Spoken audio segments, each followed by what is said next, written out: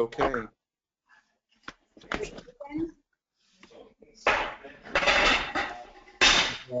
All here.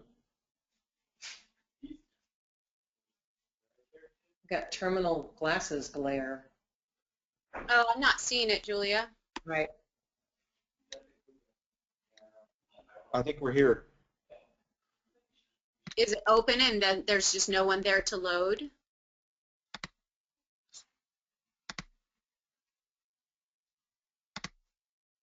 Let me open, hold on a second. Isn't that behind the scenes fun, you guys? Debbie, are you there? It's very suspenseful. Debbie Popham, are you there? Yes, I am here. Okay. Hey. Everybody's here. Well, I am not, in my control panel, I am not able to see anybody, which means I will not be able to Oh no. Monitor. monitor. Well, everybody's hearing you. Oh, good. Oh, I see several of my students on. Hi, Nikki and Melissa. I know you're waving. I'm waving to you.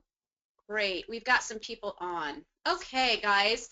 Thank you for your patience. And Bruce, thank you for saying that you can see and hear us. I got your message. Welcome to our final NATS chat of our inaugural video chat season. And thank you yet again to Inside View Press and Dr. Scott McCoy for sponsoring this year.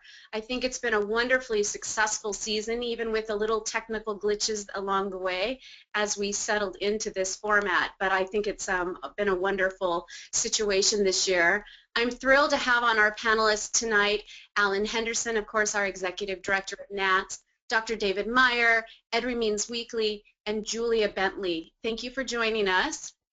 And David, why don't each of you give us a little brief intro for those who may not know you. Go ahead, David. Hello, I'm David Meyer, and I teach at Shenandoah Conservatory.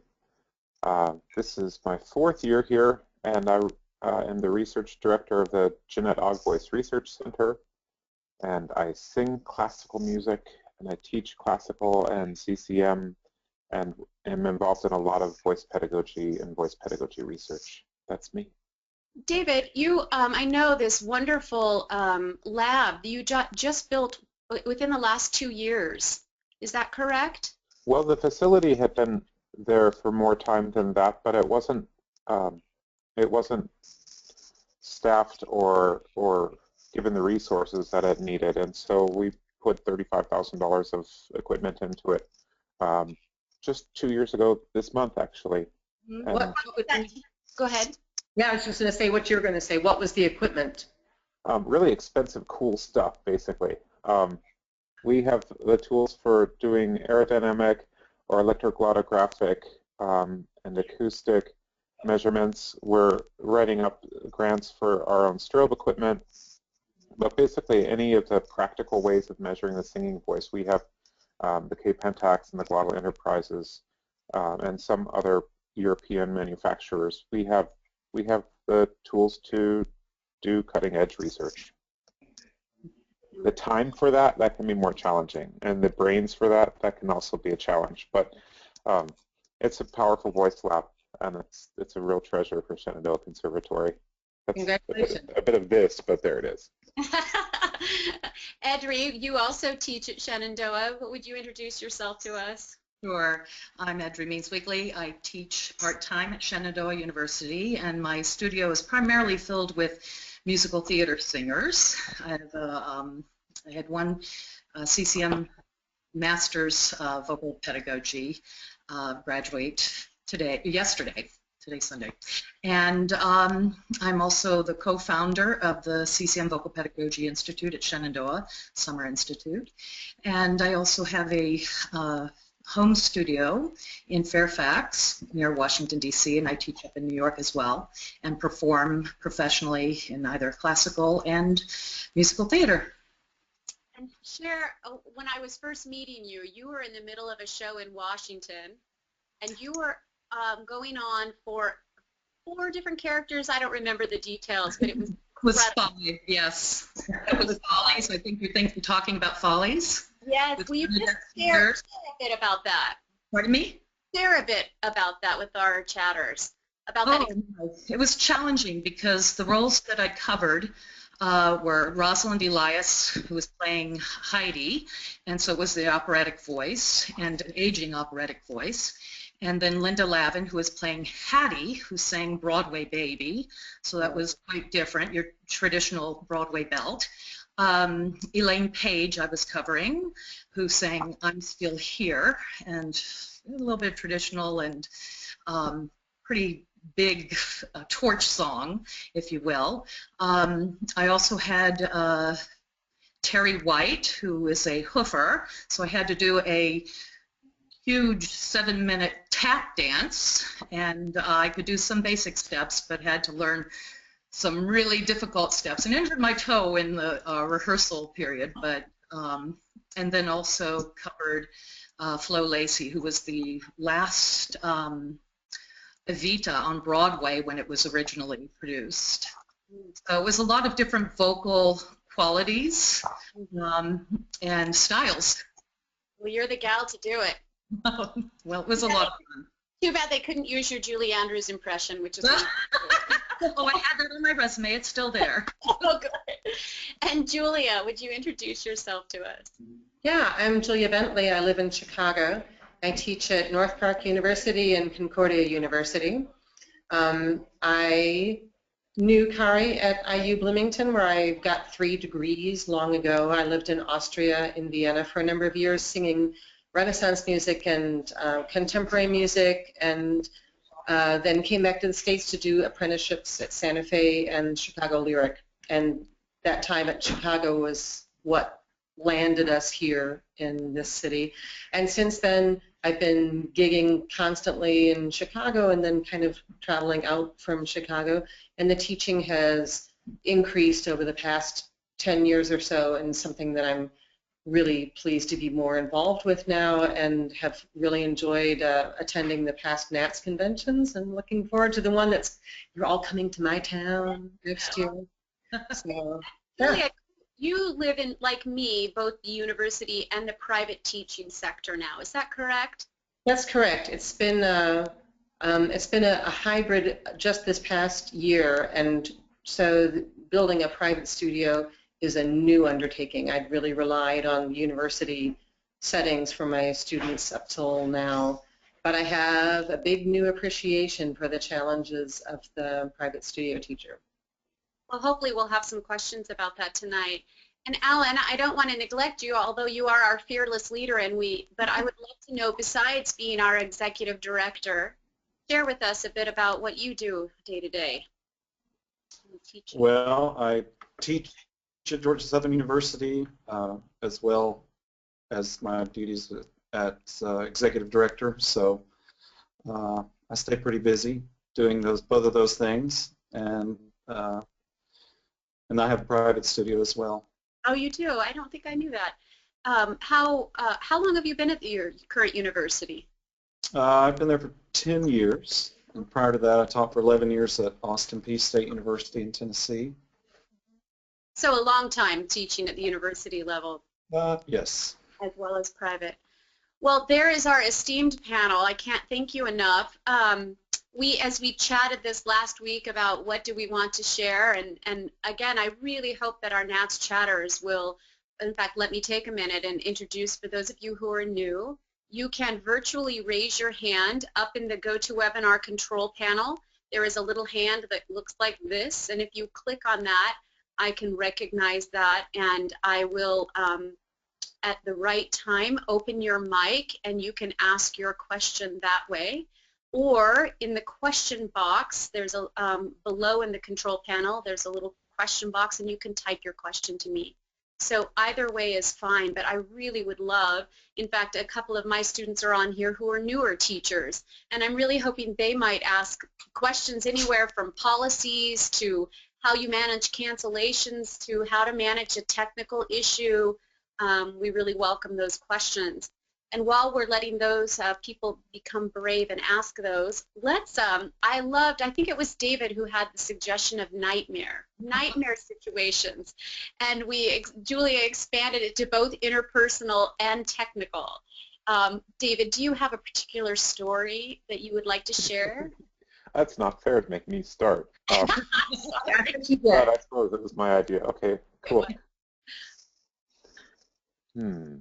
So I was at Bloomington as well. Julia and I were trying to figure out if we overlapped, and I don't think we did. But when I was doing graduate assistantship teaching there, I, like many of us, was very confident in my own abilities and in my own understanding of how everything worked. And I think the more I learn and the older I get, the less I seem to be sure about. Well, there was one student who had been through, I was her 5th teacher in 2 semesters, and so she came with some history and some anger, as you can imagine. Good grief, 5 teachers in 2 semesters. And what was the reason for such a checkered past? Yeah, well, there was a lot of bad teaching going on, frankly. At least I presume that was part of it. And she brought with herself a fairly big chip on her shoulder. And she had the expectation that we were going to be really good friends, as well as she would also learn how to sing. And she was getting really angry at me at one point. We were just doing vocalises and talking about goals for the semester and things like that. And it might have been 2 or 3 lessons into the semester, but I asked her at one point, as she was singing a vocalise and she was looking very unhappy, and I picked up on this unhappiness because I was very sharp, and I just stopped. I stopped my playing and I said, "You look like you're really angry with me right now." I just said it straight out, like, "You look like you're very angry." And she said, "Yes, I'm very angry." And I don't remember why she was angry, but she was truly angry at you? Yeah, and just in general, because she had been through a lot of hard things. I mean, she had a lot of emotion attached to her voice, obviously, as many of them do. And we had a conversation about how it was okay to be angry with me if you end up singing and getting your vocal goals accomplished, but you don't like me a whole lot in the process. That's really okay, because I very much am wanting to help you with your voice. And if you like me, that's a bonus, and I like that. But you can think I'm the biggest jerk, but if I help you further your vocal development the way you want to, that's okay with me. And somehow when I told her it was okay to be angry or okay not to like me, then it made it all a whole lot better, and I don't know exactly why. But to have the student come with a lot of difficult feelings and just to be generally a very unhappy, angry person, somehow I felt clever to be able to say that it was okay to be angry, and then we ended up getting along awfully well after that. But somehow I felt really ready for her to go to her 6th voice teacher if we couldn't have had that conversation. Yeah. That's not a great nightmare story, but it wasn't me having to jump out the window. David, Sorry? I think from an armchair psychology, I think it's that you empowered her. She probably felt so powerless after that experience. Oh, I'm sure. Isn't that what we all want, to be acknowledged and empowered, even in those circumstances? In fact, you bring up an interesting conversation about that friendship versus teacher component. Yeah.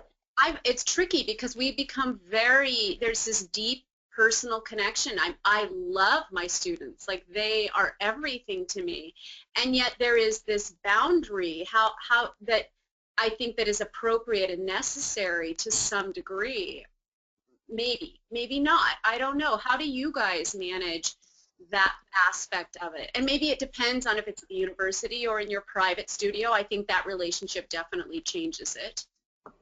But how do you feel about that, David? Well, I mean, I'm very close with many of them. I have a very sort of familial feeling with a lot of them. I don't know if it's exactly like they're my kids, because I know how I feel about my son, but I feel very close to them. At the same time, I'm not going to be their their counselor or therapist, but voice is very intimate, and it brings up a lot of the times deep feelings and deep thoughts, and sometimes deep emotions too. How do I deal with it and boundaries? I don't know. How about this for a bizarre question? Do your students call you by your first name? Me, no. Many, yes, but not me. Yeah, I had gone by Ms. Bentley in all of my teaching until a recent stint at DePaul, where all of the voice students seemed to call all of the other voice teachers by their first names. And then I felt kind of stilted. But it seemed like, it seemed like, from my point of view, not that I was setting up distance, but rather making sure that they didn't feel obliged to consider me a friend, like what you're saying about it's okay to dislike me as long as we're making progress with your singing. And I almost see like using the title as a way to give them a little margin of defining the relationship themselves. And Julia, you know from having lived in Austria that in that culture and in that language, there's a way of being slightly more formal with the language that has benefits and also costs. Well, in a way, it's like the students that have a clear understanding that, well, I dress for my lessons. They really put the bling on for their voice lessons. For whatever reason they're doing it, I appreciate it because it signals that they consider this extremely valuable time. And yeah, I think the actually one of the stories that I was going to share about nightmare students has to do with the same thing, where I had a new graduate student who, right after we started working together, said, would it be all right if we went for coffee? Is that something that we can do so that I can tell you a little bit about myself and in a more kind of personal context? And I had never been asked that before and wasn't sure what the correct answer was, but going with my gut said, yes, of course, we'll go for coffee. I want to hear whatever it is you have to say to me. And she shared a lot of really pertinent but very personal information about where the vocal situation she'd been in up to that point, and also her home life situation, and just factors that she'd be dealing with, and which I thought was, like I said, really pertinent information for me to understand as a voice teacher. But then that information involved an almost, like, she kind of cast aspersions on her previous voice teachers, and I took it as a teaching moment, right? Well, we're going to talk about the fact that there are always going to be statements from your teachers that you don't understand at the moment, but maybe years later make sense to you, and that there's always a lot of things that click and things that don't click. I mean, in a way, I felt like I needed to be an advocate for this other teacher that I didn't know. But in retrospect now, looking at that situation, I think that she was using that as a way to get me on her side, so that it felt like her and me against previous teacher, and we're going to go on. And I say that because she did indeed move on from me and did the same thing about me with the next teacher. And it made me, in retrospect, think back to that agreement that, yes, let's go for coffee. I want to hear what you have to say, which I don't know if I would do any differently, but now in retrospect it seems like maybe it wasn't a good decision, because it maybe blurred that safe margin between professional and personal relationship a little bit too much. I don't know. What do you think? Really interesting. Edrie, I'd love to hear from you. I was thinking, since you guys brought up nightmare situations, and going through and thinking I haven't had any bad situations per se, But then all of a sudden, I remembered. That thing you I had pressed away. Yeah, it was about 10 years ago, maybe more, and this student actually didn't finish her senior year.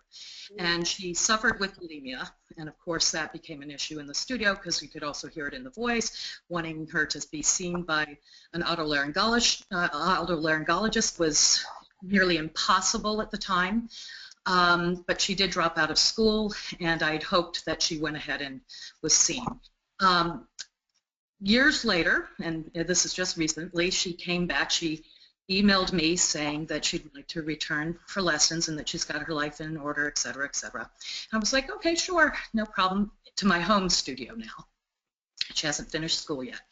And we had our first lesson, asked her questions. Is there anything that you didn't understand or would like to know a little bit more about, et cetera? No, she was fine. Got home, and I get this huge email with questions. And I mean, the kind of email that takes you about 5 or 10 minutes to read, and tons of questions on technique, et cetera, et cetera. And then I remembered, back 10 or 15 years ago, I got those long emails. So when I found this email, when I received this email, I answered and I said, you know, we can talk about it in your next lesson. Because my mistake back 10 or 15 years ago was that I started answering it, and it was sucking the life out of me because it took forever to compose these emails because they were so long and with so many questions.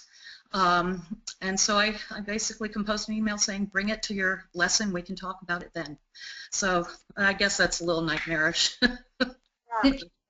May I ask, did you get the feeling that she felt inhibited about speaking with you face to face about these things? Was there some reason that email worked better for her? You know, she's been better since that email. I felt for me, it was standing up for myself and not having all these emails because they come in about 3 or 4 times a day. So I just told her I was a little overwhelmed with the emails and could we please talk about it, and I would print out the emails and we would talk about it, and she seemed to be accepting of that now. I mean, I'm not getting the emails anymore, so that's good on my side. That's so. Go ahead, Julia. I was just saying, I think it is, I wish there were some way to define that more clearly for the students in terms of making sure that they feel free to, when you've got the girl who's vocalizing angrily, that rather than vocalizing angrily, that she says what she has to say.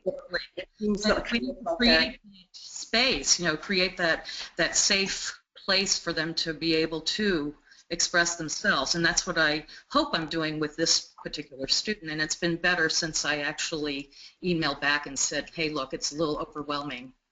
I think it has to be explicitly told to the student that they need to.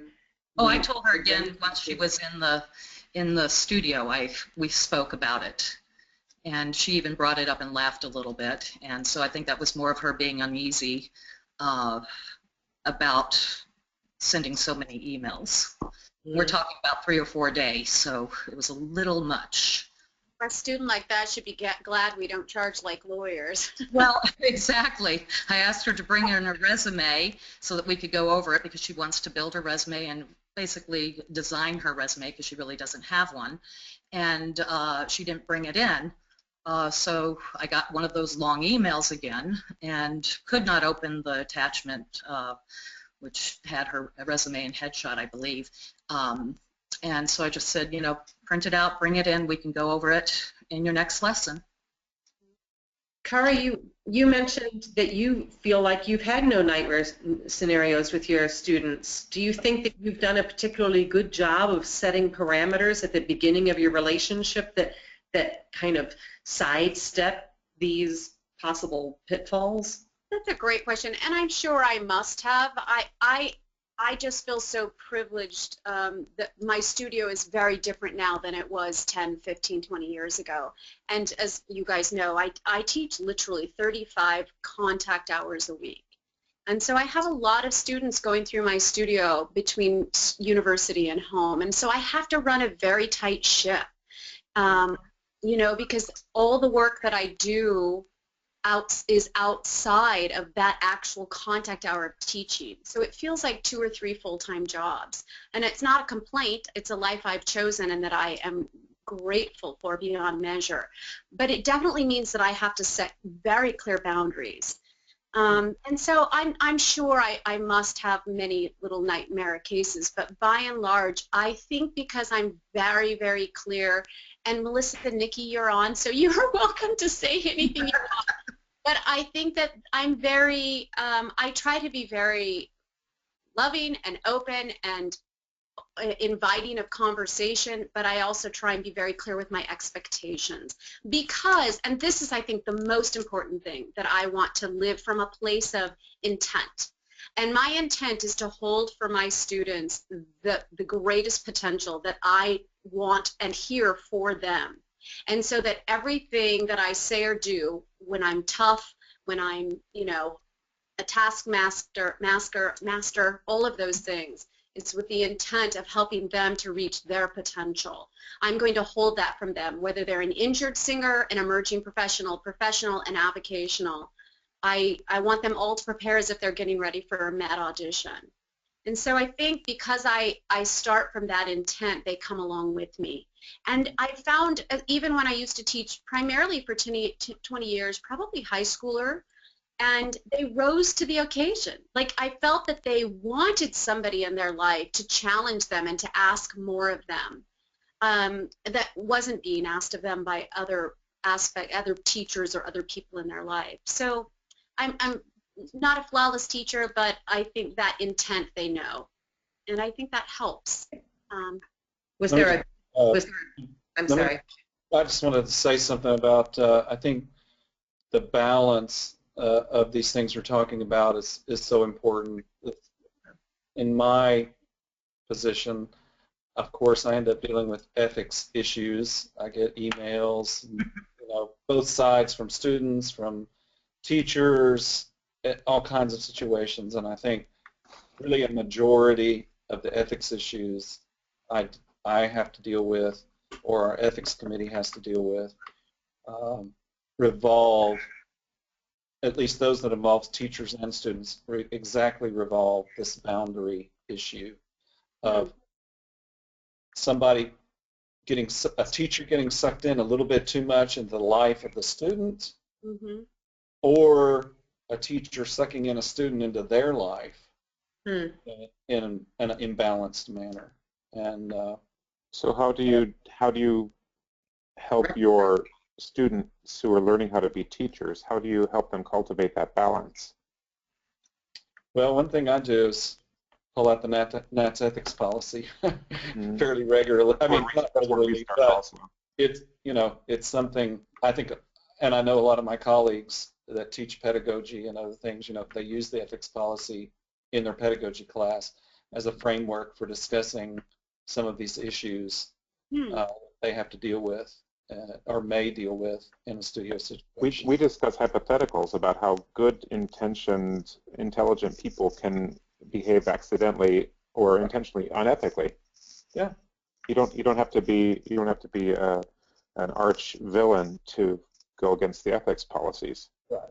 And I would say 95% of the inquiries I get never turn into a formal complaint, and we always try to resolve those before they get to that. And usually it's, you know, a majority of the time it's exactly what you said, David. Nobody intended to behave maybe borderline one way or the other, and once some things are pointed out to them, you know, it's never a problem again.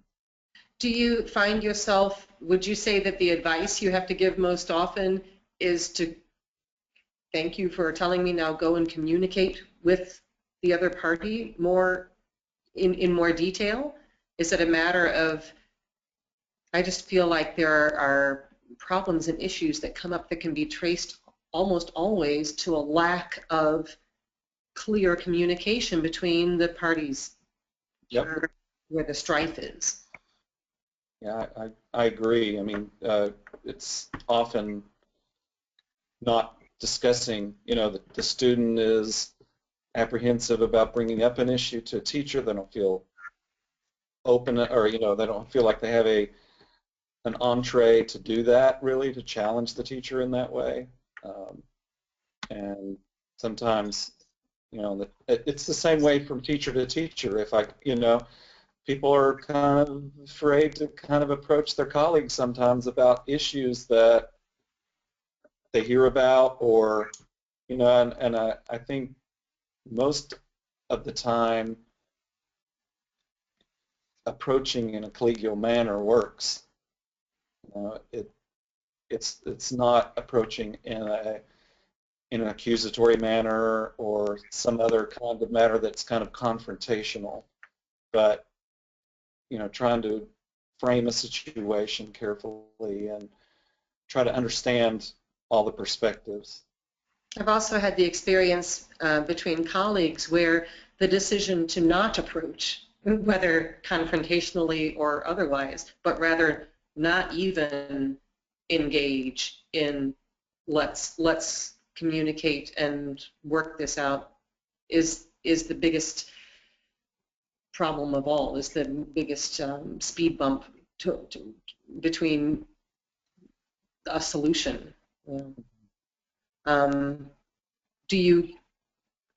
Is there advice? What do you think about teachers consulting with teachers then? Is it generally a helpful thing? Are there instances when it's not been helpful? Well, communication is difficult under the best of circumstances. I mean, I think if there's one thing that I could give my students with a magic wand, it's the ability to be excellent communicators, because what you say is only a piece of that communication. I mean, body language and what the other person is thinking, and there's so many other layers of intent and communication where things can go haywire. If there's one thing I think I'm trying to do is just be continually better at that. And with colleagues, two people can be working towards the exact same goal and have problems between personality or words, or saying things that sound one way in email that would sound different in person. Or different styles. Sure. Yeah, I've got a colleague. We just have a wonderful, lovely teacher, lovely human. We have very different styles of how we believe mentoring should happen, how to guide our students, how to be, and open lines of communication with my students. My students know they have to be able to say what's real to me. They have to, and so I try and model that to them by opening that dialogue. Alan, I'd actually like to know, having all this involvement around the ethics issue and all this communication with our NATS members, how has that informed your teaching in both your private studio, because I think the private studio is very different in university in a lot of ways. So I'd love to hear from you how being that close with this issue has informed your choices around the interpersonal relationships with your students. Well, I think it's helped. I mean, obviously, it's helped inform my work.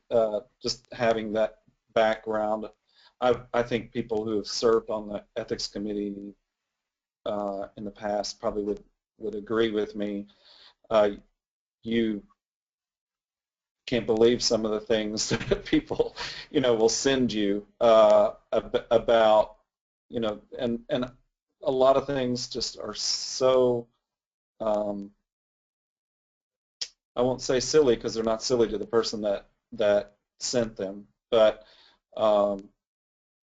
they're so easily resolved with a little communication, and that certainly has helped me think about my communication both with my students and with my colleagues, whether it's the colleagues I teach with at the university or those in my chapter, etc.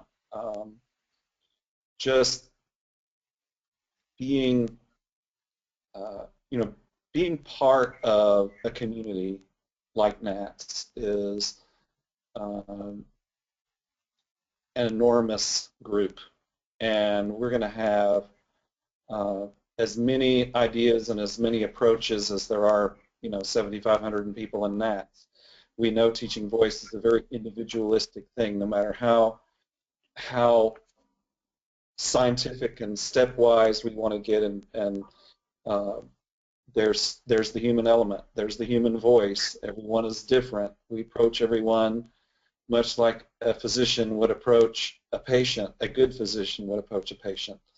You know, sitting there observing, diagnosing, you know, giving prescriptions for improvement, and sending the patient off and the student off to do those things. And just like my doctor tells me, you need to lose 10 pounds and gives me all those things, if I don't go away and do that, you know, and I come back in a year or 6 months, they're going to say the same thing again. And it's, you know, the community of is a great resource for me when I have a problem, and I can call David or Edrie or, you know, any number of people I've gotten to know very well in NATS and say, I've got this problem with a student. I'm trying this, it's not working. Or and of course my colleagues at the university, we have a great relationship, and I know everybody doesn't enjoy that, but I have a great team of people that I work with, and we have great relationships, and we send students down the hall often. What do you hear? I'm hearing this. Are you hearing this? Those kind of things. So it's. And do you ever feel conflicted with sharing details about a particular student? That, I mean, is there a doctor-patient privilege that is being breached by you? Well, you know, if I felt like it was important, you know, my colleagues at the university, we all teach all the students at some point, and we hear them multiple times, you know, a semester together. It's unlikely that anything I say about a voice issue that I'm trying to deal with the students particularly is not known to them anyway. Even lots of outside the voice studio things, you know, are going to be known through the network of their friends and et cetera, and those kinds of things. So I don't, but, you know, when I'm talking to people who may not know a student, I certainly am. You know, I have a student who has this issue. I'm more general in my discussion.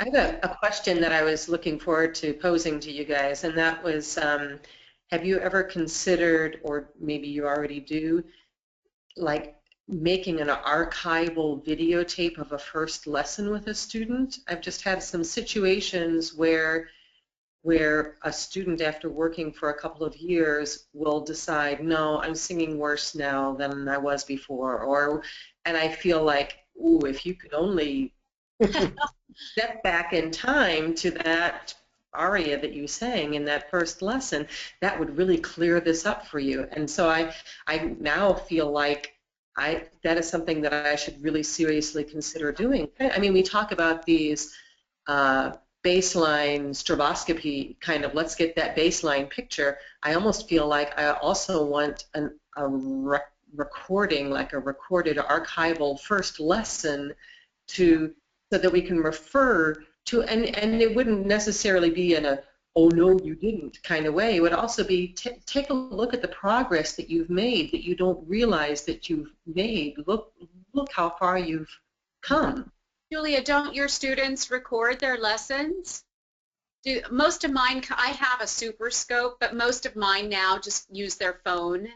And well, almost every student records their lessons, and they constantly refer to, you know, listening back.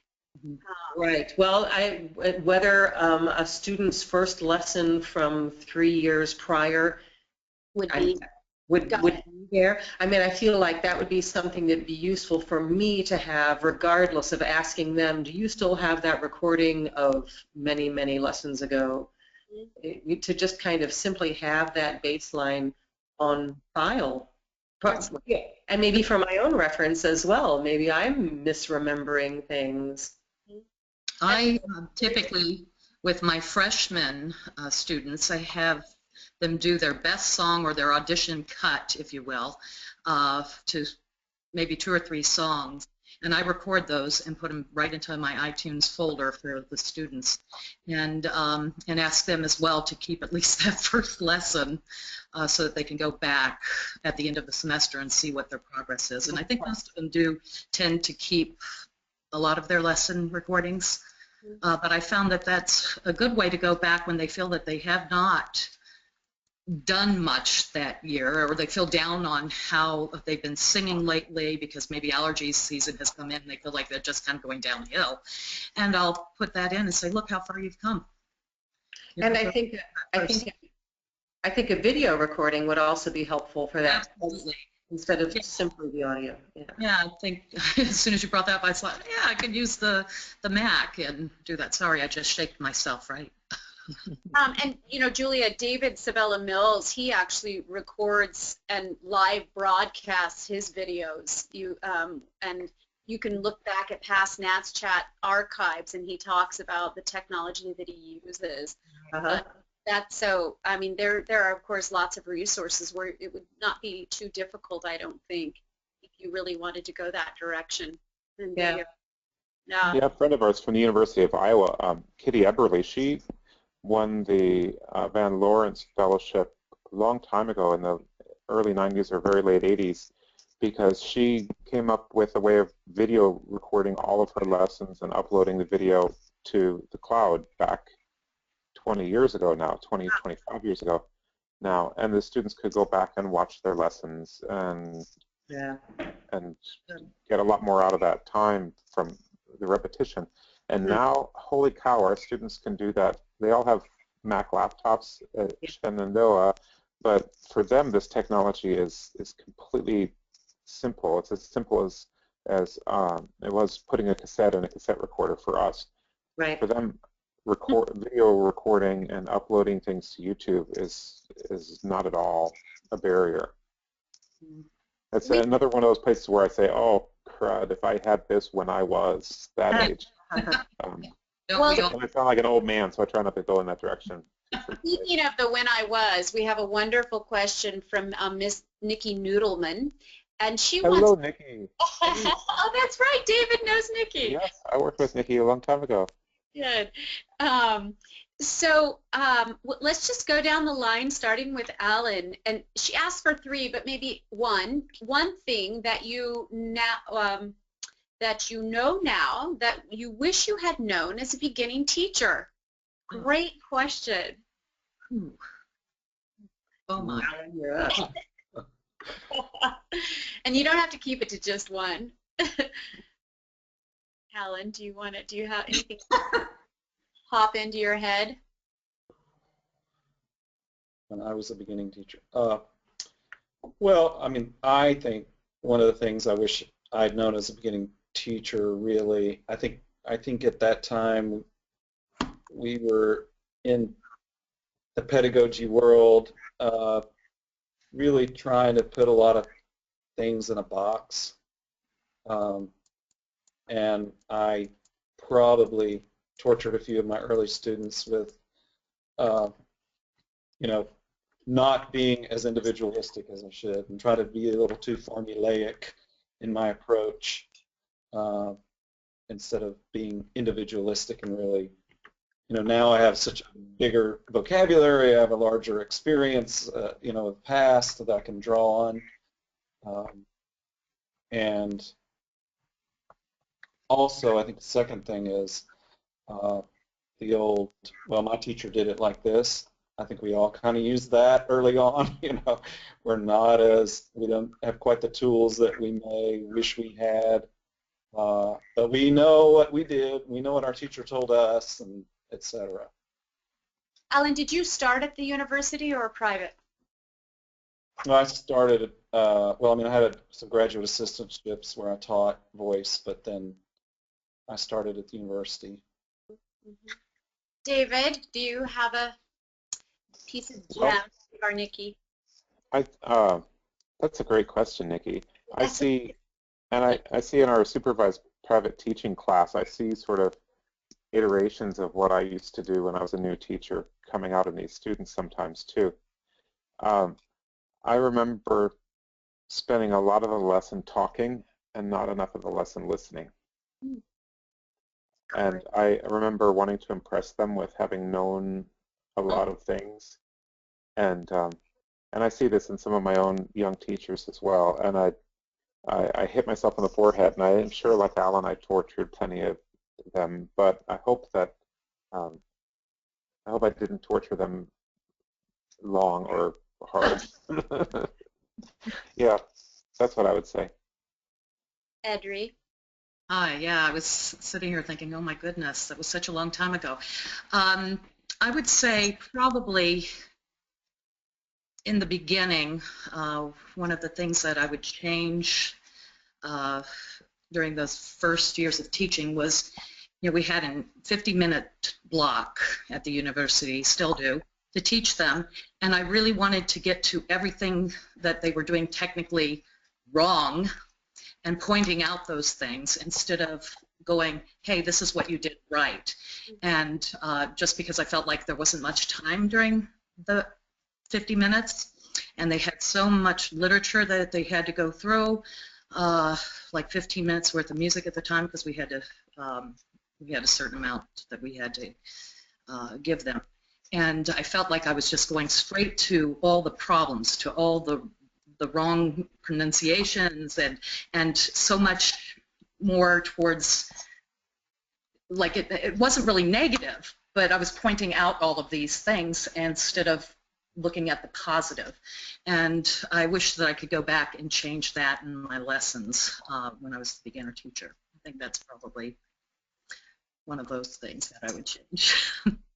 Edrie, is that something that you think changes with the level of, whether it's a more advanced student that you're working with? That, because I'm very aware of that as well, but I'm also thinking about how hard these kids work to earn that X number of dollars that they're paying for an hour of my time, and that I want to make sure that they get a lot of information, and I believe that they want a lot of information as well from that hour, but not necessarily the undergraduate students. Yeah, no, I get what you're talking about. Yes, absolutely. However, in dealing with those undergrad students, and I never felt like they thought I was being mean or negative, but I just felt myself that I wasn't adding a lot of positive comments. I was just going straight to those phrases that were not going so well, and trying to fix it and help them process it. And I would often have to remind myself, I've got to say something good. What's good right here, instead of trying to just get straight to the stuff that wasn't going so well. But I do find it's less in the graduate, of course. I actually do a thing with my students, especially in master class, when they get done in front of the class, and I ask, because I want it to be very participatory, so I ask for feedback from the studio, and they know that they need to say, they don't do the constructive criticism stuff, they do the positive feedback, what they notice is a difference. But I make my students stop and say, name me 3 things that you just liked about what you did before we go to that next step. And I've just incorporated it because it is interesting, isn't it, that in this profession that the first thing we do is we stop singing and look for our teacher for that feedback, which is something that we need to improve upon. Absolutely. And Pavlov's dog, right? We have conditioned ourselves to finish singing and process what I need to do better. Mm-hmm. That we are just so conditioned to do that. So in the master class in particular, and often in lessons, we stop and we take a second for them to identify.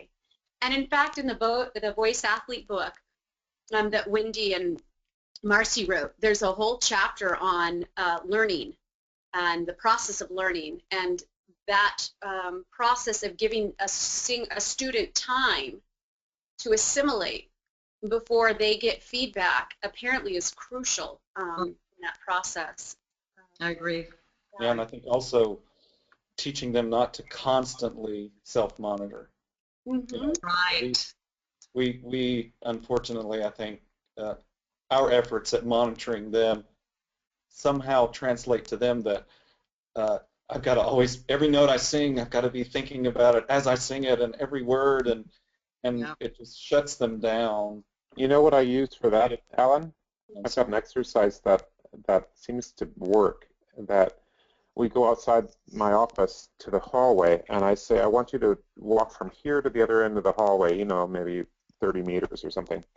And I say, I want you to try and be aware of every single thing your body is doing while you're walking. And so every muscle in your body that's working when you're walking, I want you to be aware of it.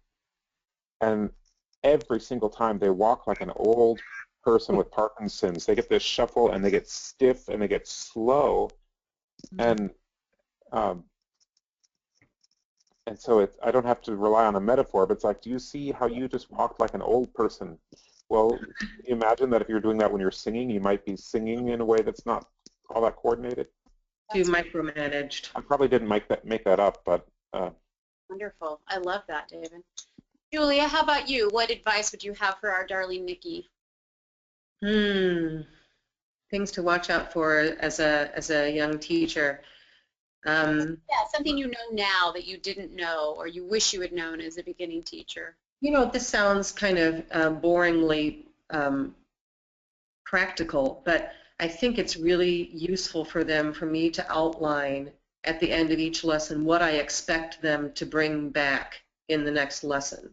Specifically, what stage this piece I would expect to see it at. Next time, I would like to hear this, and I would like to hear this, so that they, I think I would default to wanting them to completely take the initiative and bring me whatever they wanted to bring me at whatever stage it's at, and we'll work from there. But I think that especially for an undergraduate student, they need a little more specific assignment than that, just as a way of also teaching them at that preliminary stage what is realistic to expect of themselves, how they should, at what pace they should expect their mastery of the language and how the piece goes and where they're at with it. I think it is helpful to be more specific about where they should expect that to be. Ironically, Melissa Landowski has asked the question, do you have suggestions on how to raise expectations for those students who aren't working toward a specific goal? Well, I mean, that would definitely qualify, I think, just because how are they supposed to know necessarily that actually this could be memorized next week? I would like to hear that, you know, that would probably come as a big surprise to them that the memorization could happen immediately. So there's some wonderful articles, of course, in the Journal of Singing too, about ways to teach or ways for students to learn songs in a very specific, segmented way. And I'm sorry, I can't tell you the author. I just happened to download it for a student recently, and I'm drawing a blank, but it's been in the last 3 years. I know that, and I can find it for anybody who wants it. You know, something else I've done a lot recently is make little video modules for the students about things like how to practice and how to break it down. And I think that that's something that I wish I would have done earlier, to kind of offload some of what goes on in a lesson now that we've got kind of good computerized resources to pass on to the students. I have like a primer on French diction and things that they can refer to in an ongoing way outside of the lesson time, so that it concentrates what we can accomplish inside the lesson.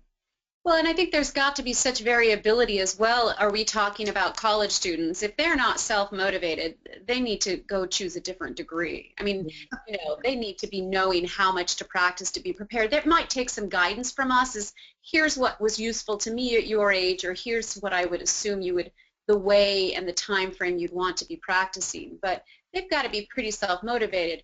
I happen to know Melissa. She's a student of mine, so she's just a starting teacher.